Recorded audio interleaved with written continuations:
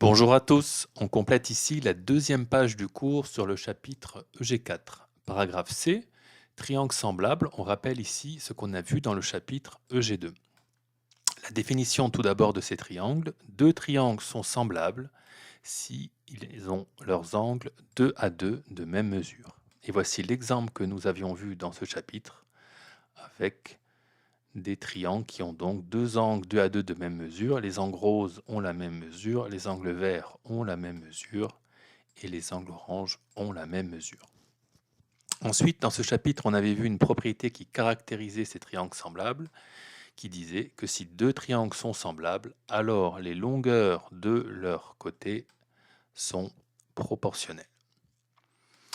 En application, ici par exemple, sur l'exemple qui est juste au-dessus, comme les triangles ABC et EDF sont semblables, les longueurs de leurs côtés sont proportionnelles, et voici mathématiquement comment on traduisait cette proportionnalité grâce à l'égalité de quotient des longueurs. AB sur ED égale AC sur EF égale BC sur DF. Voilà, on démarre maintenant donc le paragraphe D, triangle semblable. On va voir la réciproque de cette propriété A ici. Cette réciproque dit donc que si les longueurs des côtés de deux triangles sont proportionnelles, alors cette fois-ci on peut conclure que les triangles sont semblables. Mathématiquement, on va écrire cela de la façon suivante, c'est-à-dire qu'on va calculer justement ces quotients et vérifier si on a l'égalité. C'est pour ça qu'on met un si ici. Si les quotients AB sur ED, AC sur EF et BC sur DF sont égaux, alors les triangles ABC et EDF sont semblables. C'est donc tout simplement le sens retour de la propriété A. Et on peut rajouter une variante ici de ce théorème qui en fait partie.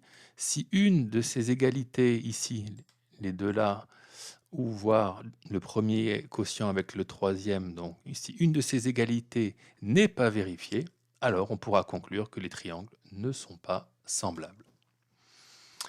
Alors, voici ici tout d'abord la méthode pour définir les quotients à calculer, parce que dans le théorème, je vous donne ici les quotients, mais ils ne sont peut-être pas évidents à mettre en place pour les définir. Alors, regardons avec l'application 1 comment on fait cela.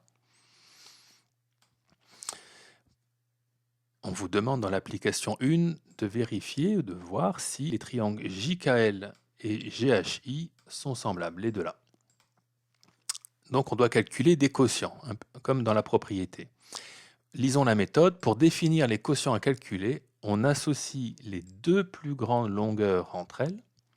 On va regarder ça tout de suite, les deux plus grandes longueurs. C'est donc ici sur le triangle HIG, c'est 4 cm, associé à la plus grande longueur de JKL qui est 1,6.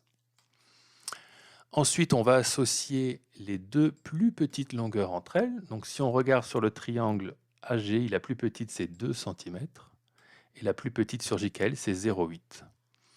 Et enfin, on associe les deux longueurs restantes qu'on pourrait appeler les longueurs intermédiaires. Donc 3 cm sur GHI avec 1,2 sur KJ. Voici donc les quotients qu'il faut calculer.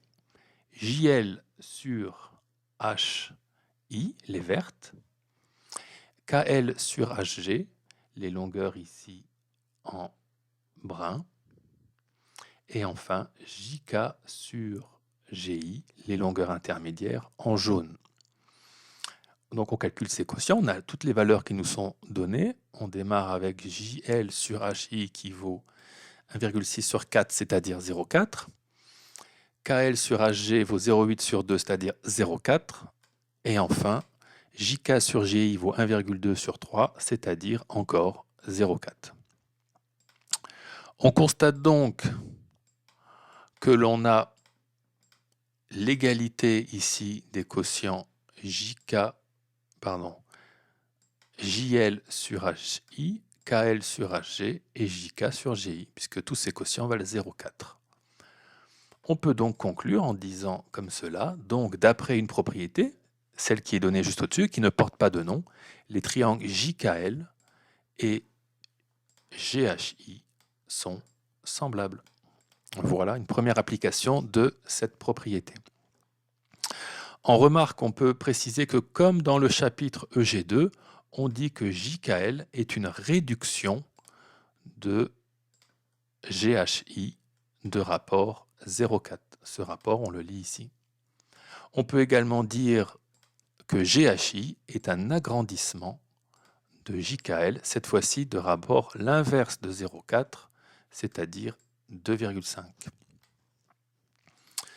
Voilà, faisons une deuxième application de ce théorème avec deux autres triangles ici. Les triangles ABCEDF sont-ils semblables? Donc, identifions à nouveau les quotients à calculer avec les longueurs les plus grandes. Ici, on a AB associé à DF. On a encore la petite AC associée éventuellement à FE. Et pour finir, on a CB associé à ED. J'ai dit éventuellement parce qu'on ne le sait pas encore que ces quotients seront égaux. Donc voici les calculs a priori à effectuer. DF sur AB, FE sur AC, qu'on vient de voir ici, et DE sur BC.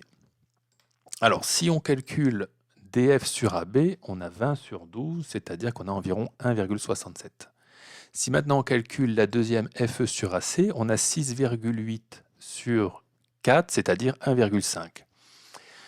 Donc on constate ici qu'on n'a pas d'égalité déjà sur les deux premiers quotients. Donc a fortiori, on n'aura pas d'égalité sur les trois quotients. Donc on peut arrêter les calculs ici, constater donc que l'on n'a pas d'égalité entre les quotients DF sur AB et FE sur AC, pour conclure que les triangles ABC et EDF ne sont pas semblables.